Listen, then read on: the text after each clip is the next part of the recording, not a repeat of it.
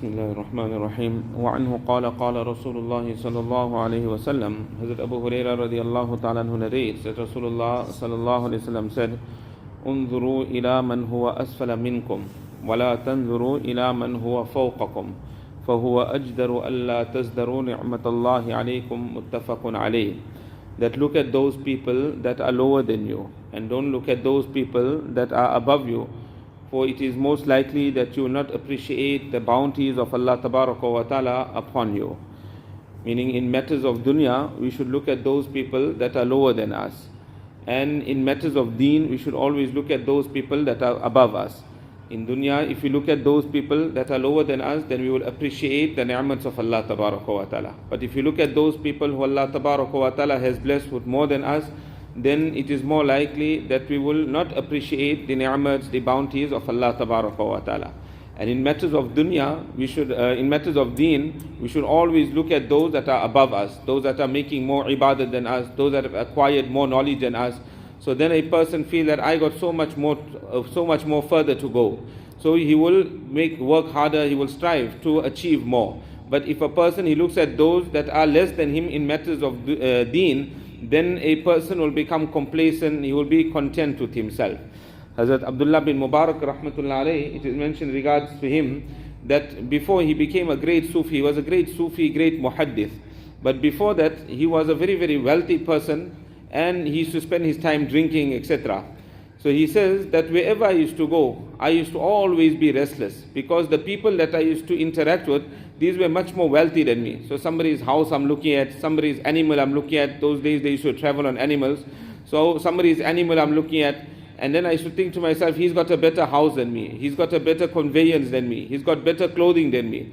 He says, then I changed my attitude. I started staying with those people that are less fortunate than me.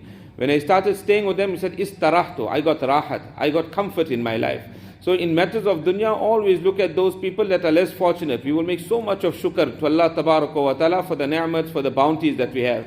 I got food in my home, that person doesn't even have a plate of food.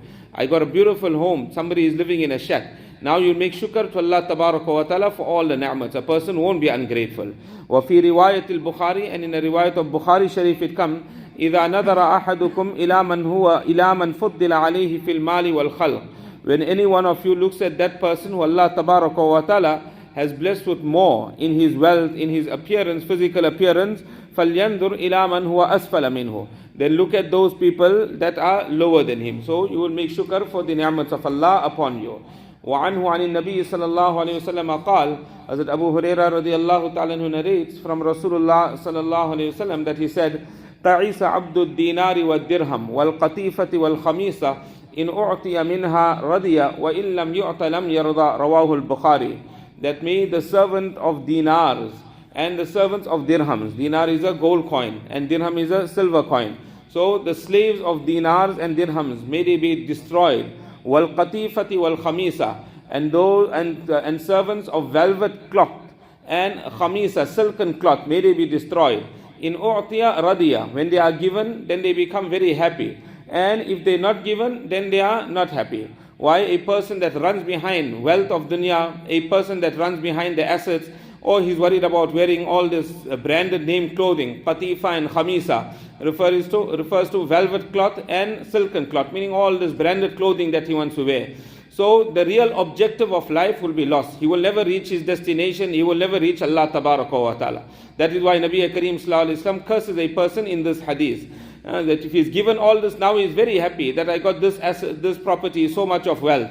And if he's not given anything, then he is not happy. Now he is in depression. That, I wanted to buy this in the auction and I couldn't get this property. So now a person is in depression. So Nabi alayhi salatu wasalam cursed that person. Person that gives preference to all this, he will never reach Allah Tabaraka wa Ta'ala.